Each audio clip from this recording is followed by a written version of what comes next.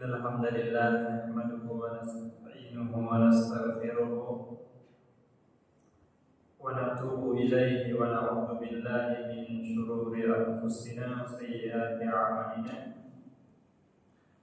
من يهده الله فلا مضل له ومن يضلل فلا هادي له أشهد أن لا إله إلا الله وحده لا شريك له وأشهد أن محمدا عبده ورسوله أما بعد.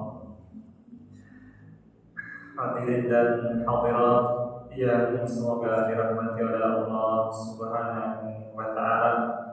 Alhamdulillah kita sedang berada di bulan Allah Subhanahu wa taala yang maha mulia, yang penuh berkah, dilipat gandakan pahala.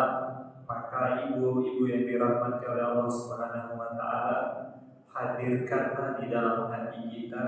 Semoga dengan kita melakukan kegiatan-kegiatan yang seperti ini menjadikan bertambah pahala dan dilipat gandakan oleh Allah Subhanahu wa taala di bulan yang mulia tersebut. Meskipun mungkin ya kita akan mendapati beberapa kelelahan yang mungkin tidak kita rasakan di selain bulan yang mulia tersebut karena kondisinya saum. Kemarin kita sudah sampaikan tentang pengertian sholat, kedudukan sholat, keistimewaannya di dalam agama kita. Maka Syekh menyampaikan di sini yaitu hukmu tariki sholat, hukum orang yang meninggalkan sholat. Hukum orang yang meninggalkan sholat.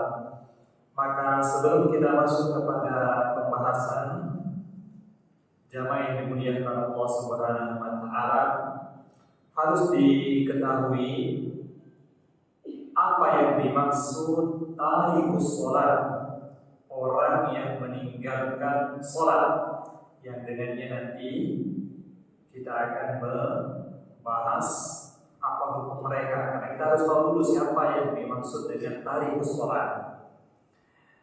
Para ulama menyebutkan, ibu-ibu yang dirahmati oleh Allah Subhanahu wa taala, bahwasanya tarikus sholat, meninggalkan sholat, itu dikatakan tarikus sholat, meninggalkan sholat, bukan hanya ya kadang sholat, kadang enggak, kadang sholat, kadang enggak. Bukan itu yang nanti akan diberikan hukum oleh para ulama, bukan itu. Tapi tarikus sholat, yakni tarokas sholat kulliyah, dia tinggalkan sholat secara menyeluruh, secara secara totalitas. Kita tak sholat, bahasa kita tak sholat orangnya. Nah ini yang ada hukumnya ibu. Ini yang dihukumi dengan fatwa-fatwa para ulama.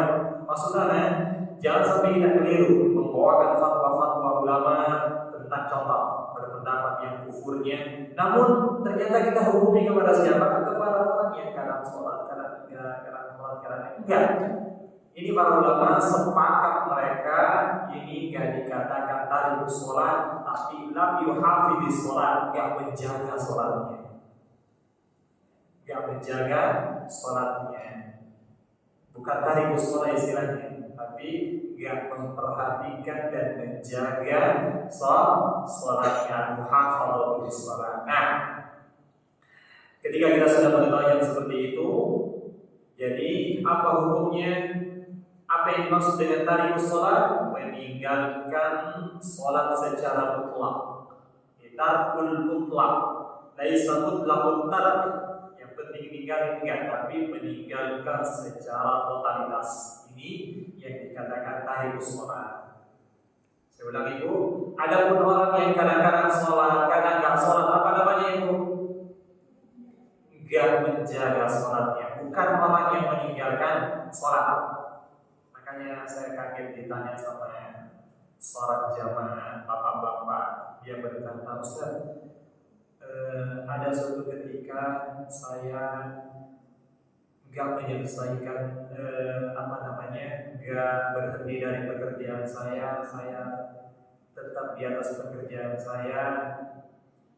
Intinya saya meninggalkan sholat berjamaah sholat asar karena saya ingin mengejar tugas saya ini, tentunya ini pelanggaran. Cuma yang jadi aneh kata orang tersebut, Bapak, kalau sekiranya Bapak meninggal nanti nggak sempat sholat asar, Bapak meninggalkan sholat, Bapak kufur, Bapak bisa terancam neraka jahanam karena meninggalkan sholat. Kita katakan itu bukan dikatakan tarikus sholat, Bapak, namanya nggak menjaga sholatnya. Nah, jangan sampai di sana pahami. Dan kata Syekh, tarikus sholat lahu halatan, orang yang meninggalkan sholat secara totalitas tadi itu ada dua keadaan. Ada dua keadaan. Imma ayyatrukaha jahilan bi fardiyatiha munkiran bi wujubiha.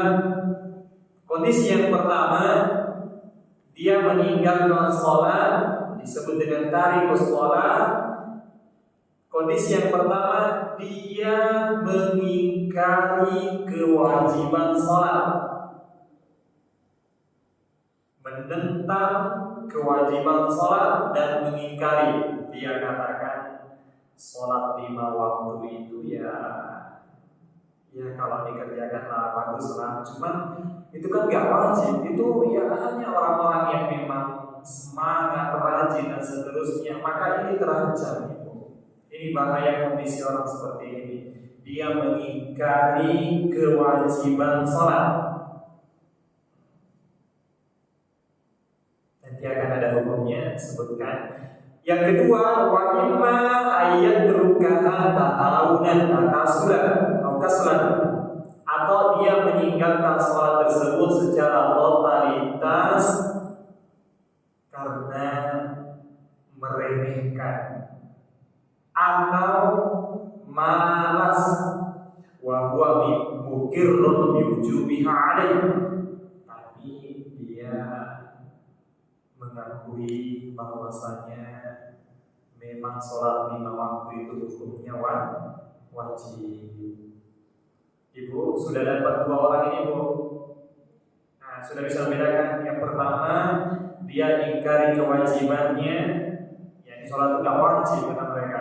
Yang kedua, dia meninggalkan sholat karena malas, meremehkan tanpa mengingkari kewajiban daripada sholat. Dia katakan memang ya sholat itu wajib sih, cuma aku belum bisa dan lain sebagainya. Nah,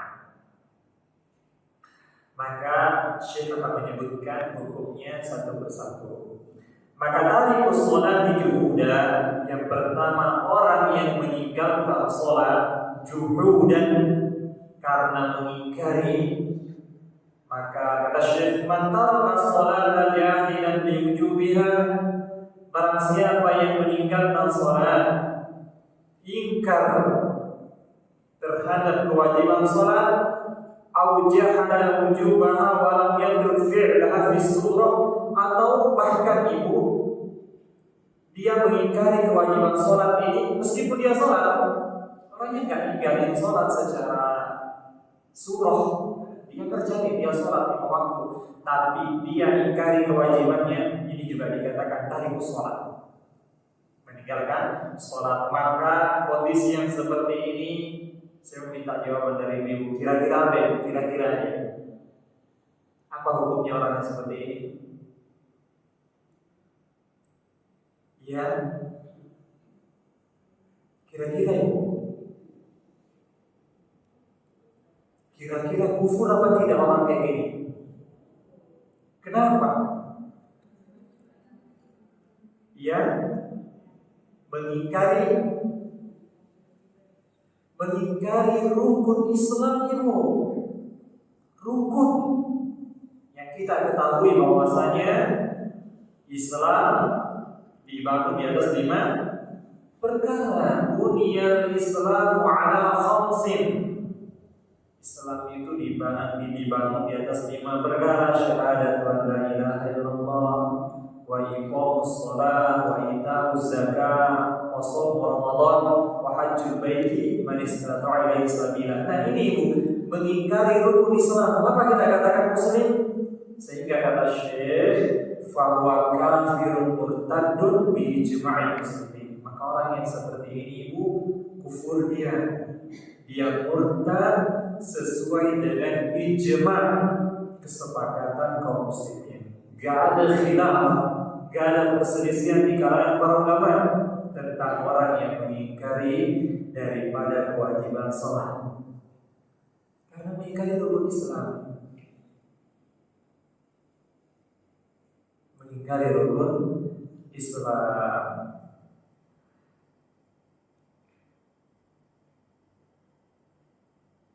Wayastati'ul imam, maka seorang pemimpin meminta bertaubat orang yang seperti ini. Fa'in taba, kalau dia bertaubat alhamdulillah, wa illa qatala birriddah. Tapi kalau enggak, maka dia dihukum oleh pemerintah. Di antaranya ada hukuman tidak yang lainnya, karena ini orang-orang yang murtad.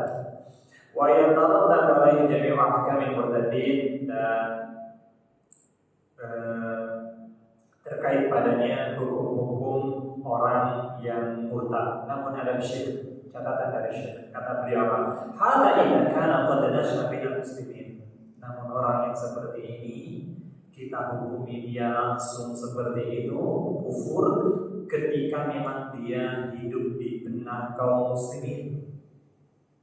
Amma in kana qaribul ahdi bil Islam, ada orang yang baru masuk Islam, atau nasya bi ba'datin ba'idatin minal muslimin, atau dia tinggal di pedalaman yang jauh dari kaum muslimin, jauh dari ilmu, yang mungkin saja dia tidak mengetahui tentang wajibnya sholat. Maka orang yang seperti ini kita tidak langsung menghukumi dia kufur, tapi kata Syekh bal nu'arrifu bi wujubiha, tapi kita perkenalkan, beritahu kepadanya tentang kewajiban sholat. Habis itu dia ingkari, sudah tidak bisa menghukumi dia kufur karena dia tidak mau mengikrarkan berarti dengan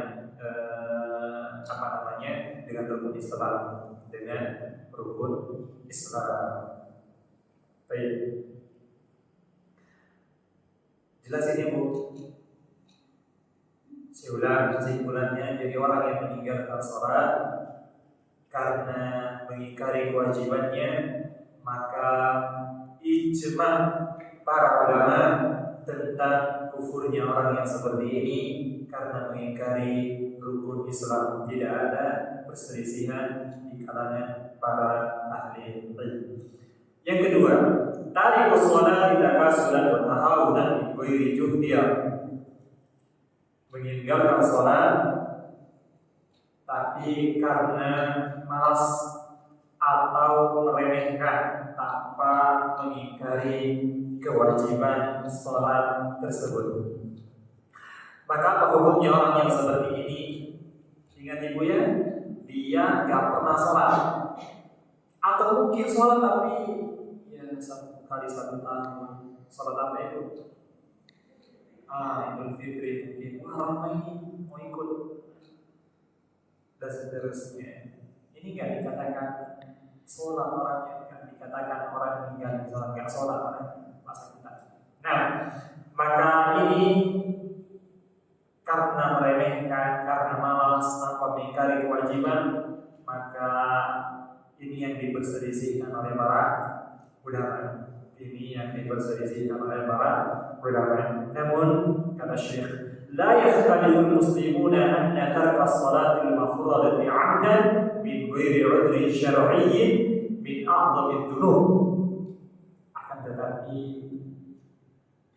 tidak ada perselisihan di kalangan kaum muslimin, bahkan di kalangan ahli ilmu, bahwasanya orang yang meninggalkan sholat wajib, sholat 5 waktu itu amdan, sengaja dia tinggalkan tanpa udzur syar'i min a'dhamid dzunub wa akbaril kabair. Dosa yang paling besar, dosa yang paling mengerikan, dosa yang paling besar. Nah, min kabairid dzunub, di antara dosa-dosa besar itu disepakati meninggalkan sholat tadi dosa di antara dosa-dosa besar. Wa anna ithmahu 'indallahi 'adzam, bahkan dosanya di sisi Allah. Dosanya siapa tadi itu? Orang yang meninggalkan sholat secara totalitas karena malas atau meremehkan. Inna ithmahu 'indallahi 'adzam min ithmi qatlin nafs. Dosanya di sisi Allah itu lebih besar daripada membunuh jiwa itu. Kita kadang kalau dengar pembunuhan kaget, gemetar, gimana itu? Kok ada? Tapi kita tidak pernah kaget melihat orang meninggalkan sholat. Dosanya lebih besar itu. Dosanya lebih besar meninggalkan sholat daripada membunuh jiwa tanpa hak. Wa akhdul amwal, mengambil harta orang, dosanya lebih besar daripada mengambil harta orang. Bukan berarti mengambil harta orang boleh, bukan, ini juga berdosa, zalim dia, tapi meninggalkan sholat ini lebih besar lagi di sisi Allah Subhanahu wa taala. Wa min ithmi zina wa sariqa wa syurbil khamr, lebih besar dosanya daripada apa?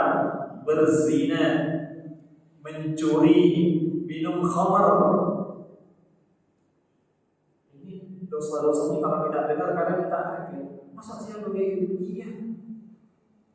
Tapi kita nggak pernah memperhatikan kalau siapa nggak sholat. Biasa. Bentuk apa? Bentuk peremehan. Karena kita nggak memandang sholat itu sesuatu yang sangat besar di dalam agama kita. Seolah-olah itu memang hanya kegiatan rutinitas orang-orang yang memang rajin, istilahnya dan yang lainnya. Wa annahu mu'taridun li'ulubatillah wa sukhtihi, dan orang yang meninggalkan sholat tadi ini dia telah menyodorkan dirinya untuk mendapatkan hukuman Allah dan murka Allah Subhanahu wa taala dunia dan akhirat. Dunia dan akhirat. Maka ibu-ibu dirahmati oleh Allah Subhanahu wa taala, jika kita tahu permasalahan ini, maka banyak-banyak kita mendoakan keluarga kita yang mungkin mereka belum sholat. Banyak-banyak kita berdoa, mendoakan tetangga kita dan orang-orang yang terdekat dengan kita. Kita tidak mau agar mereka terancam dengan ancaman yang sangat keras, sedangkan kita masih erat hubungannya dengan mereka, hubungan kekeluargaan, kekerabatan, apalagi teman dan yang lainnya. Maka perbanyak doakan kepada mereka, minta kepada Allah Subhanahu wa taala semoga Allah memberikan mereka hidayah sebagaimana apa yang kita rasakan tersebut. Maka orang yang meninggalkan sholat karena meremehkan ini tanpa mengingkari kewajibannya, maka diperselisihkan oleh para ulama tentang hukumnya dia. Apakah dia kufur ataukah dia pelaku dosa di antara dosa-dosa besar. Maka saya tidak akan bacakan perselisihan yang panjang ini. Maka saya bacakan aja yang beliau tulis secara singkat tentang hukum mereka, yaitu ada yang berpendapat, sebagian ulama berpendapat dia telah kufur, keluar dari Islam, batal keislamannya. Kenapa? Karena masa sih ada orang meyakini itu rukun Islam, kemudian dia aju tak aju melakukannya. Bukan ini yang tadi sholat kadang-kadang, bukan. dia tinggalkan secara otomatis nggak pernah sholat, masa sih? Orang yang seperti ini, maka para ulama atau yang pendapat madhab yang mengatakan kufur, mereka mengatakan mereka telah keluar dari Islam. Di antara dalilnya kata mereka apa?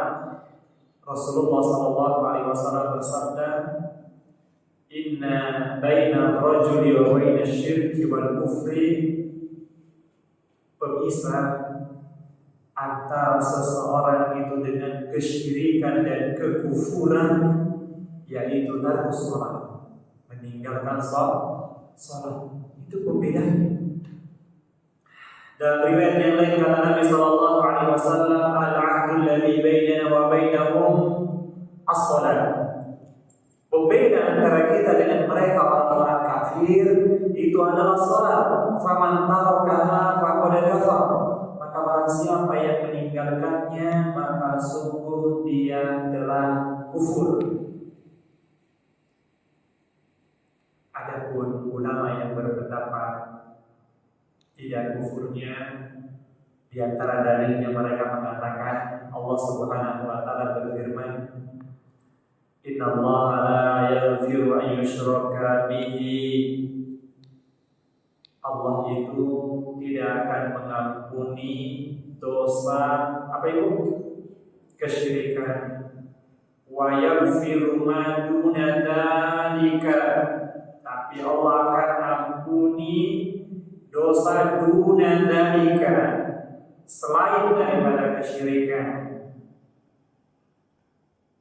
Liman yasha, tapi bagi siapa yang dikehendakinya. Kata mereka, sholat ayat ini mengancam tidak Allah akan ampuni hanya kesyirikan.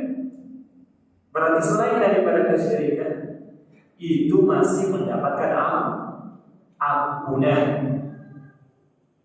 Maka Syekh jawabnya atau ulama yang mengatakan kufur menjawab, yang dimaksud di bawah kesyirikan di sini bukan intinya selain kesyirikan. Apakah kekufuran itu selain kesyirikan akan diampuni oleh Allah? Tidak kan begitu. Tapi di bawahnya kesyirikan yang belum mencapai tatanan kesyirikan.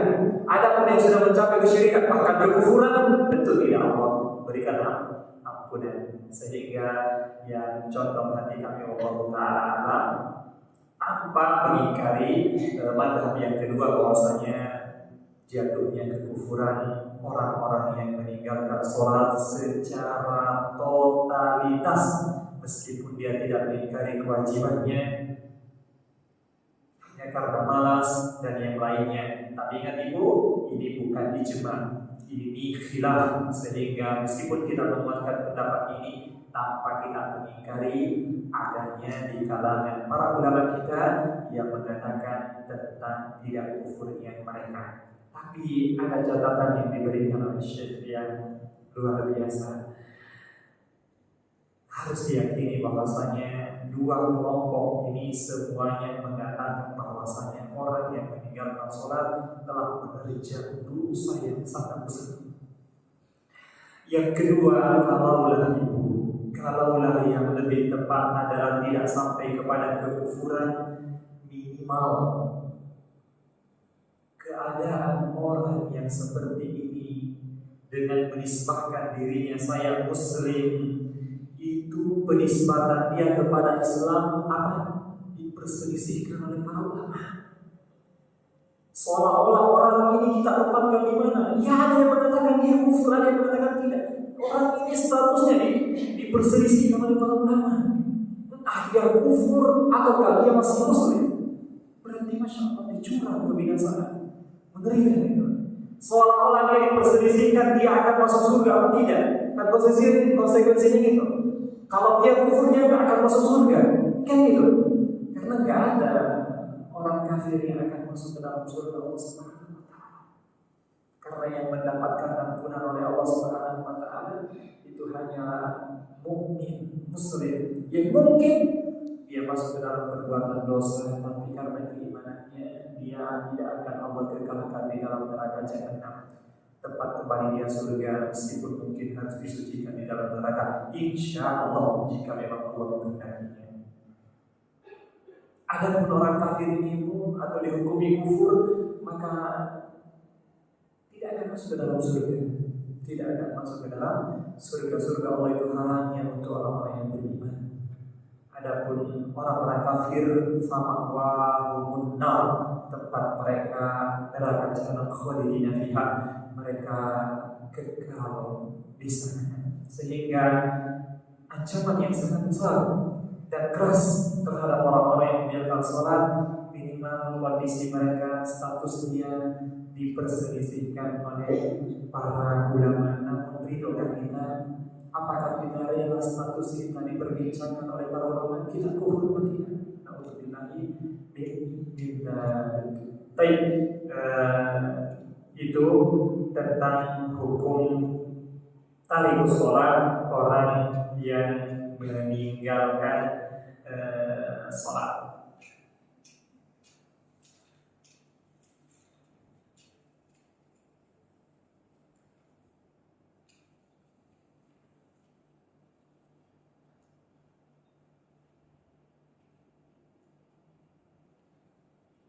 Kemudian kata Syekh Hafizahullah Ta'ala,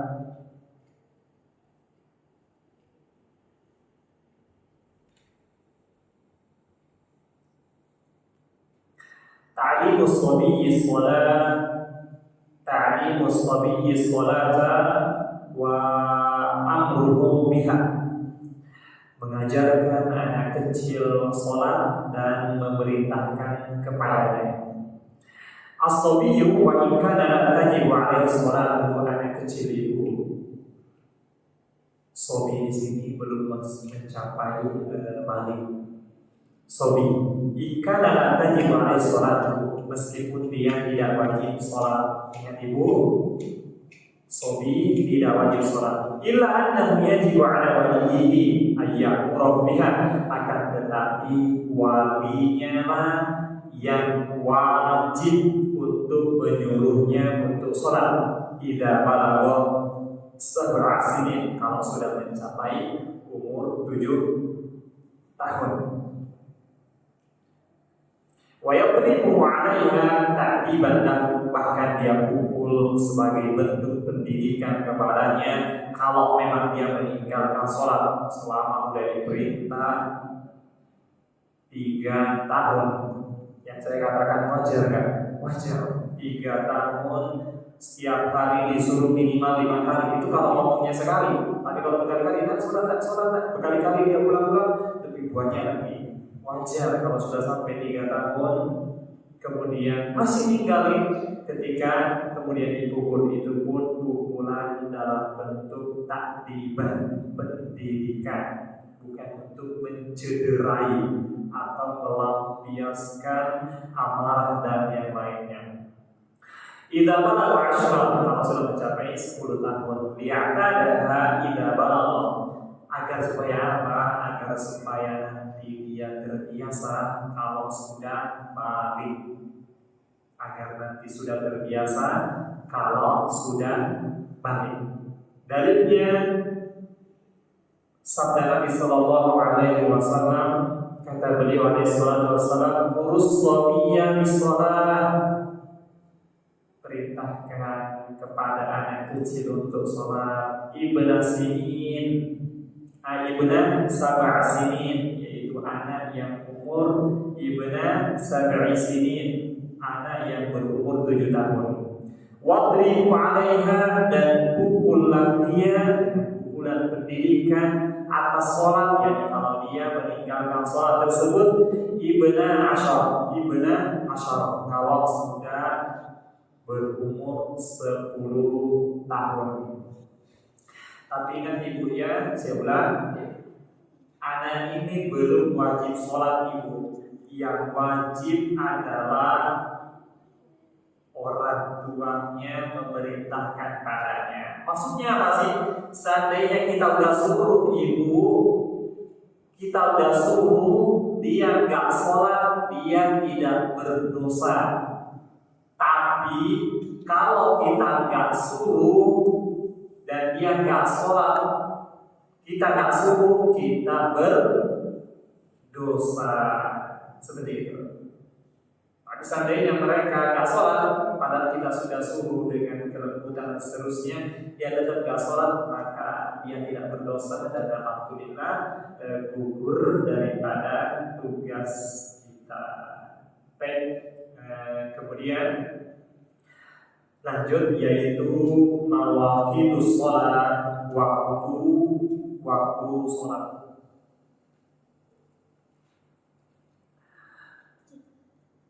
I'lam anna lis-sholati awqatan mahdudah. Ketahuilah bahwasanya sholat itu punya waktu-waktu tertentu. La budda an tu'adda fiha, yang dimana sholat ini harus ditunaikan pada waktu tersebut. Di qouli ta'ala, berdasarkan firman Allah Subhanahu wa ta'ala, inna sholata kanat 'alal mu'minina kitaban mawquta.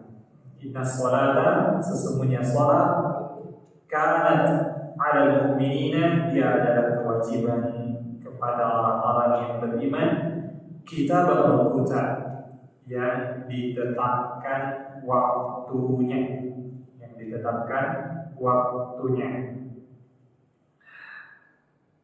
Wa qad haddadat sunnatu, dan sunnah ini telah memberikan batasan,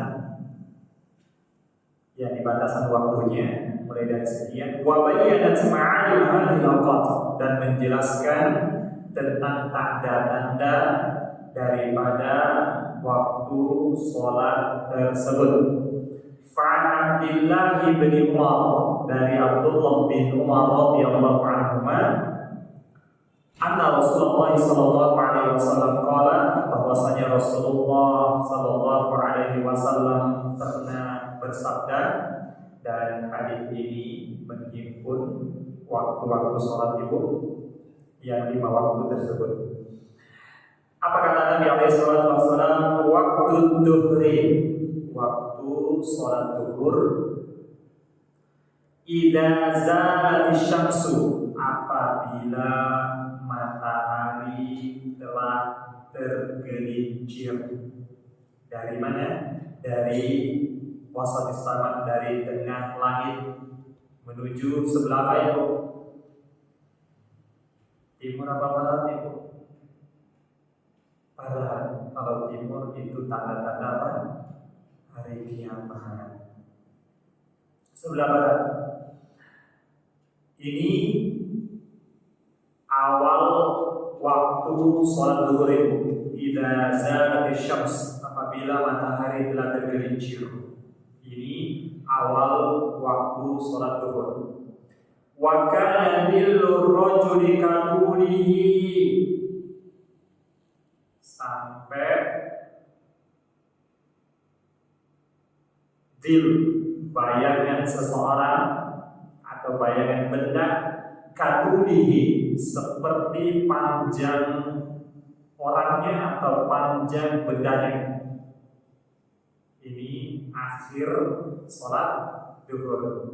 Jadi mulainya tergelincir matahari, berakhir apabila bayangan benda itu sudah setinggi atau sepanjang bendanya. Misalkan kita pasang tiang 1 meter, kita ukur bayangannya, matahari kan tergelincir ke arah barat, maka kita lihat bayangannya di sebelah mana itu?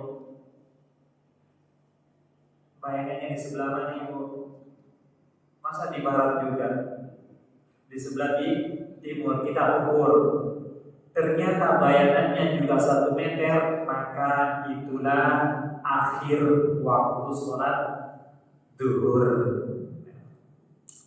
Ribet sekali sih Ustaz, sekarang kalau tinggal nunggu adzan. Ya ini kalau kondisinya kayak gitu. Itu adzan itu diambil dari sini, Bu. Adzan itu diambil dari sini patokannya. Ma'am yahduril asru, selama belum masuk waktu sholat asar. Kenapa? Waktu duhur ini dengan asar itu waktunya bergandengan. Maksudnya apa? Kalau duhur berakhir berarti masuklah sholat asar, sesuai dengan pendapat yang tadi rajih insyaallah taala. berakhir waktu sholat zuhur, kemudian masuk sholat asar. Berarti sholat asar dimulai kapan Ibu? Ketika bayangan benda lebih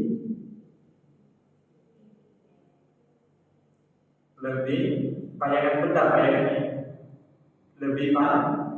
lebih panjang daripada bendanya, maka itu sudah masuk awal sholat asar dan berakhirlah waktu sholat zuhur. Wa waktul asri, sabda Nabi sallallahu alaihi wasallam, dan waktu sholat asar malam tasfarra syamsu, selama matahari belum berkuning. Dimulai dari kapan? Ini waktu akhir ini Bu. Ini waktu akhir. Wa waktul asar, yakni waktu akhir sholat asar di sini. Malam tasfarra syams, selama matahari belum berkuning. Mulainya kapan? Mulainya tadi ketika bayangan benda sudah lebih panjang daripada bendanya. Ini berakhirnya sholat zuhur, waktu sholat zuhur masuk sholat asar sampai sebelum matahari berkuning. Kalau sudah berkuning, habis waktu sholat asar. Jadi pertanyaannya Ibu, waktu sholat asar nyambung nggak sama sholat maghrib? Tidak. Beda kalau sholat zuhur sama asar tadi, berakhir waktu sholat zuhur masuk sholat asar. Adapun sholat asar maghrib maka tidak. Waktu sholat asar berakhir sebelum matahari menguning.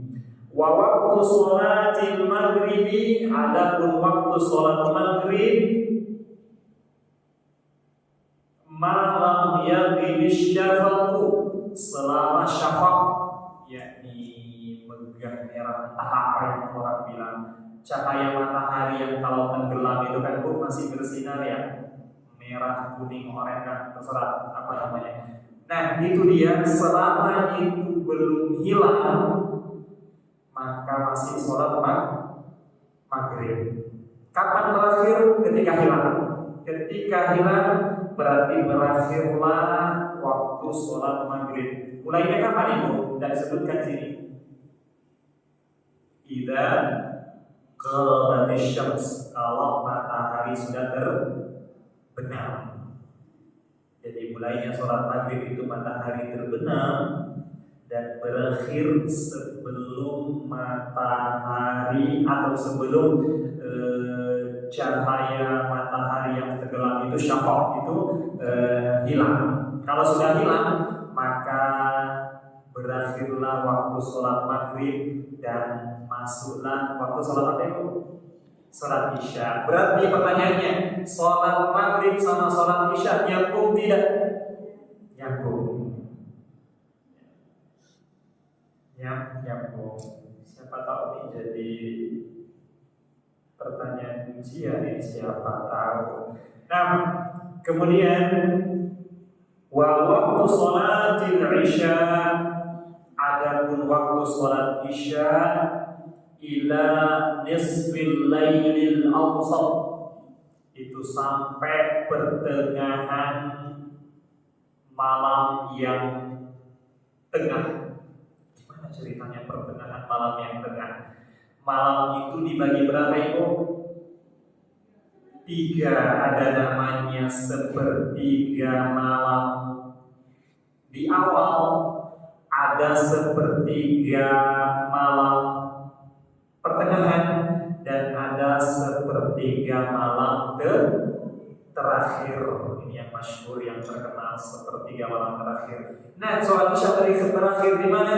Berakhir di tengahnya sepertiga tengah malam. Sepertiga yang tengah malam itu pas di tengahnya. Misalkan gimana cara membaginya, itu dibagi mulai dari terbenamnya matahari hingga terbit fajar. Misalkan subuh katakanlah jam 5, maghrib katakanlah jam Nah, katakanlah, berarti tengah malam itu jam berapa Ibu? Setengah 12 ya? Iya, setengah 12 itu tengah malam. Itu akhir daripada sholat Isya. Nah, kita lanjutkan. Wa waktu sholatil subhi, dan waktu sholat subuh, min tulu'il fajar, dari terbitnya fajar. Fajar apa di sini? Fajar shadiq, bukan fajar kadhib, tapi fajar shadiq. Malam tatlu'isy syamsu, selama belum terbit matahari. Berarti dimulai dengan terbitnya fajar shadiq dan berakhir sebelum terbitnya matahari. Kalau sudah terbit matahari, berarti berakhir sudah waktu sholat subuh. Jelas Ibu ya? Fa'idha tola'ati syamsu, dan maka apabila matahari terbit, fa'amsik anis sholati, tahan dari sholat, yakni enggak boleh sholat apa di sini Ibu?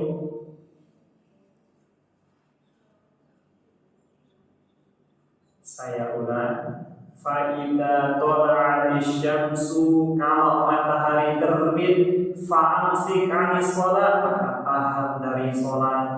Kira-kira sholat apa ini Bu? Ada khilaf kan di belakang? Kira-kira apa Ibu? Sholat subuh? Bukan. Sholat mutlak. Sholat mutlak. Kenapa Ustaz nggak katakan sholat subuh? Kalau sholat subuh namanya kesiangan Ibu. Ini disebut dengan hadisnya apa? Idza nama ahadukum, idza man nasiya sholatan aw nama anha falyusalliha idza dzakara. Siapa yang lupa sholat atau ketiduran, dia kerjakan ketika dia sudah bangun. Gimana kalau sudah terbit fajar? Ya, dia kerjakan ketika itu. Jelas Ibu? Kenapa juga Ustaz katakan sholat mutlak, bukan sholat sunnah ini, sholat sunnah itu? Adapun sholat sunnah datul asbab, sholat yang ada sebabnya, sholat tahiyatul masjid. Sholat sunnah yang lainnya yang itu bukan mutlak, maka juga tetap diperbolehkan. Kenapa? Waktu-waktu dilarangnya orang sholat itu hanya sholat mutlak. Wallahu ta'ala. Nah, makanya pernah ditanya, ada orang setelah sholat subuh kan ada kajian, dia masuk langsung ngambil sholat tahiyatul masjid. Maka bertanyalah seseorang, apa hukumnya? Bukannya kan kita dilarang, waktu-waktu dilarang tidak sholat setelah sholat subuh sampai matahari meninggi di darurnya setinggi tombak. Yang kita katakan itu sholat mutlak. Ada sholat datul asbab yang punya sebab karena kita masuk masjid, kita disyariatkan, ini tidak dilarang. Jelas Ibu ya? Fa'innaha, kenapa kok ditahan kata Rasulullah SAW gak boleh sholat ketika itu? Fa'innaha, karena sesungguhnya matahari itu tadlur, dia terbit baina qarnai syaitan. Matahari itu terbit di antara dua tanduknya syaitan. Kenapa? Karena syaitan ini ingin disembah sama siapa Ibu? Sama siapa? Sama orang-orang yang menyembah matahari. Ketika itu orang-orang kafir penyembah matahari, mereka akan sujud dengan terbitnya matahari. Maka syaitan ingin ambil biar disujudi juga sama orang-orang kafir tersebut. Maka jadilah mereka, maka dia timbul di antara terbitnya fajar tersebut, terbitnya matahari tersebut. Wallahu ta'ala a'lamu bishawab. Kemudian kita dilarang juga kata para ulama hikmahnya, ya tadi agar kita tidak sujud kepada syaitan dan agar supaya kita tidak menyerupai bentuk-bentuk peribadatan orang-orang kafir.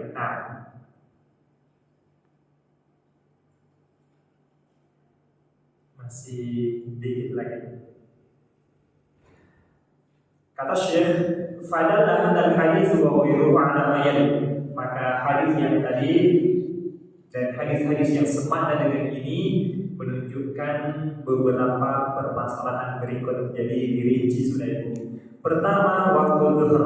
Jadi waktu sholat zuhur itu min zawali syams, dari tergelincirnya matahari, ila ayyasira, hingga dillu syai'i mithlahu, hingga bayangan benda sepanjang dengan bendanya. Wa huwa bidayat waqtil asr, dan itu adalah awal daripada waktu sholat asar. Wa yustahabbu taqdimud dhuhri fi awwali waqtihi, dan disunahkan, disukai, dianjurkan daripada menyegerakan atau mengerjakan sholat zuhur ini di awal waktunya itu. Di hadis Jabir bin Samurah, berdasarkan hadisnya Jabir bin Samurah qala, yang mengatakan kana Nabi sallallahu alaihi wasallam, dahulu Nabi sallallahu alaihi wasallam yusalli dhuhra, salat zuhur, idza dahadat asy-syams, Allah matahari dahadat, yakni idza malat an wasatis sama jihad maghrib, yani kalau matahari sudah condong ke barat, maka sudah beliau sallallahu alaihi wasallam sudah sholat zuhur, yakni sudah mulai mengerjakan sholat zuhurnya tersebut. Ini menunjukkan bahwasanya disukai menyegerakan. Lakin akan tetapi, saya ulangnya, asalnya sholat zuhur dianjurkan untuk dikerjakan di awal waktu. Lakin akan tetapi yustahabbu ta'khirud zuhur, akan tetapi dianjurkan, disukai juga, disunnahkan mengakhirkan sholat zuhur, wal ibradu bihi, atau mendinginkannya, idza syaddal harbu, kalau panas sekali.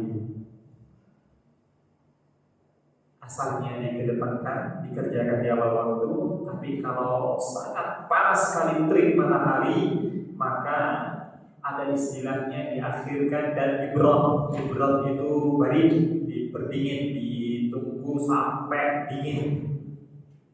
Liqauli Nabi sallallahu alaihi wasallam, berdasarkan sabda Nabi sallallahu alaihi wasallam, idza syadda al-harbu, kalau panas itu menyengat sekali, fa'adridu bis-shalah, maka dinginkanlah salat tersebut. Kata para ulama, yang ditunggu sampai dingin, minimal matahari mulai sengatannya itu berkurang selama belum sampai mencapai waktu sholat asar. Fa inna syiddatal har, karena terik matahari yang sangat panas sekali, min fayhi jahannam, itu adalah disebabkan daripada uap neraka jahannam. Uapnya itu kayak mana di dalamnya, naudzubillah.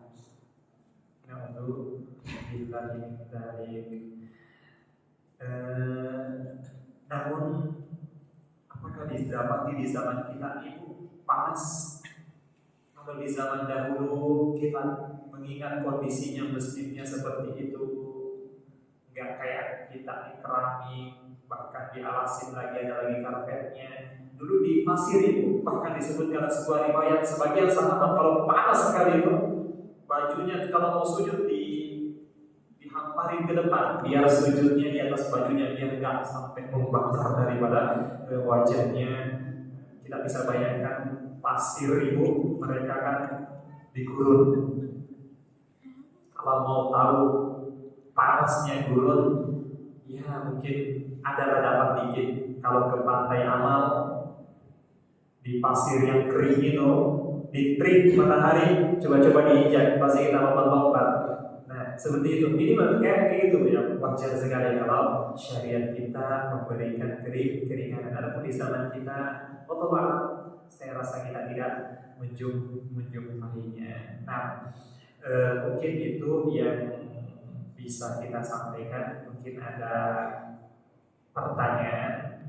Adapun insya Allah materi berikutnya kita akan merinci satu persatu waktu daripada sholat tersebut. Nah, mungkin ada pertanyaan, silakan.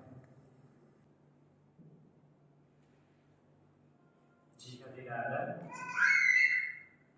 maka kita cukupkan. Adapun materinya insya Allah akan menyusul. Karena saya khawatir buat pertanyaan saya lupa nyampe. Gimana ceritanya? Jadi pertanyaannya insya Allah nanti saya akan buat. Dan kita tutup dengan doa kafaratul majelis. Subhanakallahumma wa bihamdika asyhadu an la ilaha illa anta astaghfiruka wa atubu ilaik. Assalamualaikum warahmatullahi wabarakatuh.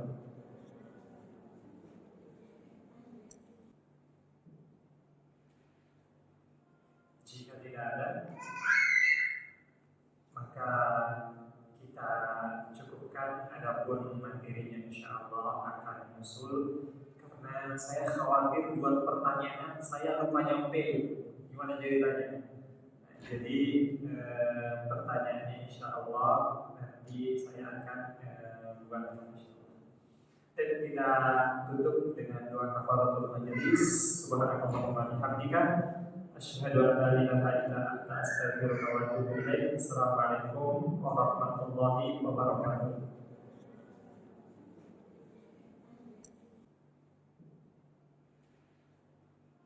Jika tidak ada, maka kita cukupkan. Adapun materinya insya Allah akan menyusul. Karena saya khawatir buat pertanyaan saya lupa nyampe. Gimana ceritanya? Jadi pertanyaannya insya Allah nanti saya akan buat. Dan kita tutup dengan doa kafaratul majelis. Subhanakallahumma wa bihamdika asyhadu an la ilaha illa anta astaghfiruka wa atubu ilaik. Assalamualaikum warahmatullahi wabarakatuh.